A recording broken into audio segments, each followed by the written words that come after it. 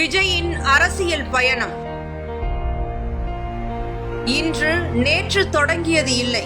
இன்று விஜய் நடிகராக தனது 33ஆம் ஆண்டை நிறைவு செய்துள்ளார். அவர் செய்த 33 முக்கிய மக்கள் சேவைகள் என்னென்ன விரிவாக காண்போம். நடிகராக தனது ஒவ்வொரு பிறந்த நாளிலும் அவர் பிறந்த எழும்பூர் அரசு மருத்துவமனைக்கு சென்று அன்று பிறக்கும் குழந்தைகளுக்கு தங்க மோதிரம் அணிவித்து மகிழ்வதை வழக்கமாக கொண்டிருந்தார். 1998 தமிழ்நாட்டில் ஏற்பட்ட புயலால் பாதிக்கப்பட்ட மக்களுக்கு நிவாரணம் வழங்க அப்போது சென்னை மேயராக இருந்த தற்போதைய முதல்வர் மு.க. ஸ்டாலினிடம் 100 அரிசி மூட்டைகளை வழங்கினார். விஜய் ரசிகர்கள் செய்யும் உதவியை பிரதிபலிக்கும் வகையில் விக்ரம் நடித்த ஐ திரைப்படத்தில் விஜய் ரசிகர்கள் அரிசி கொடுக்கிறாங்க என்னும் வசனம் இடம்பெற்றிருக்கும். சாதி மதம் பார்க்காமல் இரத்த தானம், ஏழை மக்களுக்கு தையல் இயந்திரம், நோட்டு புத்தகங்கள், மாற்றுத்திறனாளிகளுக்கு 3 சக்கர வண்டி போன்ற பல உதவிகளை தனது சொந்த செலவில் அமைதியாக செய்து வந்தார். சர்வம் தாளமயம் திரைப்படத்திலும் விஜய் ரசிகர்களின் இரத்த தான உதவி குறித்த காட்சியும் இடம்பெற்றிருக்கும். குஜராத் பூகம்பம், சுனாமி போன்ற பேரழிவுகள் ஏற்பட்ட போது அவர் தனிப்பட்ட நிதியுதவி செய்ததோடு மட்டுமல்லாமல் உண்டியலேந்தி தெரு தெருவாக சென்று நிதி திரட்டி மக்களுக்காக களத்தில் நின்றார். கும்பகோணம் தீ விபத்தில் குழந்தைகள் உயிரிழந்த போது குழந்தைகளின் பாதுகாப்பில் அலட்சியம் செய்யக்கூடாது என்று எச்சரித்தார். ஈழத் தமிழர்கள் படுகொலை செய்யப்பட்ட போது சேப்பாக்கத்தில் உண்ணாவிரதம் இருந்து தனது எதிர்ப்பை வெளிப்படுத்தினார். டெல்லியில் பிரதமர் மன்மோகன் சிங் முன்னிலையில் பொங்கல் சிறப்பு அஞ்சல் தலையின் முதல் முத்திரை ஆல்பம் விஜயை வைத்து வெளியிடப்பட்டது. மீனவர் பிரச்சனையில் நாங்க புலிக்குட்டிகள் என்று உரக்க கூறி மீனவர்களுடன் நின்றார். நாகையில் இலங்கை அரசுக்கு எதிராக போராட்டம் நடத்தி பிரதமருக்கு 25,000 தந்தி அனுப்ப வேண்டும் என கோரிக்கை வைத்தார். ஓசூரில் ஏழை மாணவர்களுக்கு இலவச பள்ளிக்கூடம் தொடங்கினார். பல ஏழை தம்பதிகளுக்கு இலவச திருமணங்களை நடத்தி வைத்தார். ஏழை மாணவர்களுக்கு இலவச கணினி மையங்களை திறந்தார்.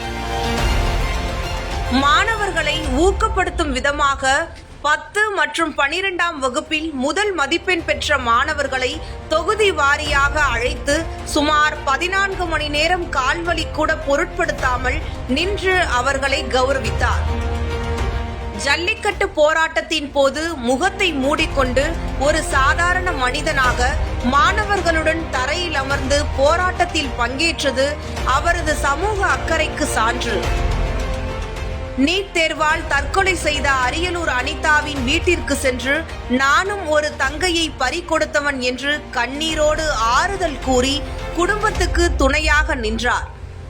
தூத்துக்குடி துப்பாக்கிச் சூட்டில் பாதிக்கப்பட்ட மக்களை சந்திக்க தடையை மீறி இரவு முழுவதும் பைக்கில் சென்று அவர்களின் வீடுகளில் தரையில் அமர்ந்து ஆறுதல் கூறினார். கொரோனா காலத்தில் 1,30,00,000 நிதி உதவி வழங்கினார்.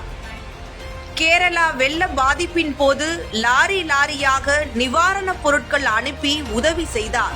இலவச சட்ட ஆலோசனை மையம், ரொட்டி, பால், முட்டை திட்டம், விலையில்லா விருந்தகம், விலையில்லா வீடு திட்டம் போன்ற அரசாங்கம் செய்ய வேண்டிய பல பணிகளை தனிப்பட்ட முறையில் செய்து காட்டினார்.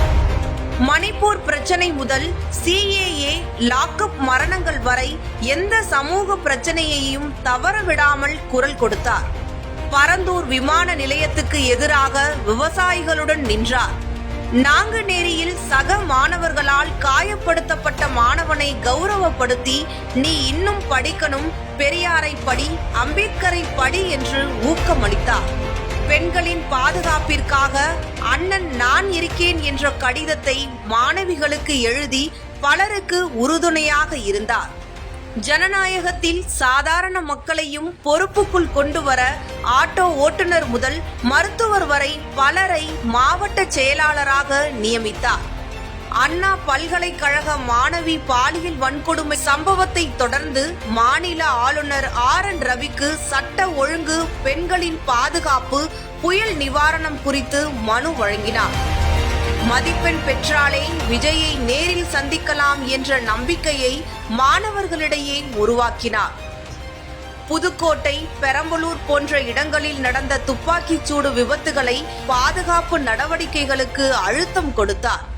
சாதி ஆணவ படுகொலைகளை தடுக்க தனி சட்டம் இயற்ற உச்சநீதிமன்றத்தில் வழக்கு தொடர்ந்தார் விஜய். எல்லோருக்குமான தலைவர் அம்பேத்கர் என புத்தக வெளியீட்டில் பங்கேற்று சமூக நீதி குறித்து வலுவான குரல் கொடுத்தார்.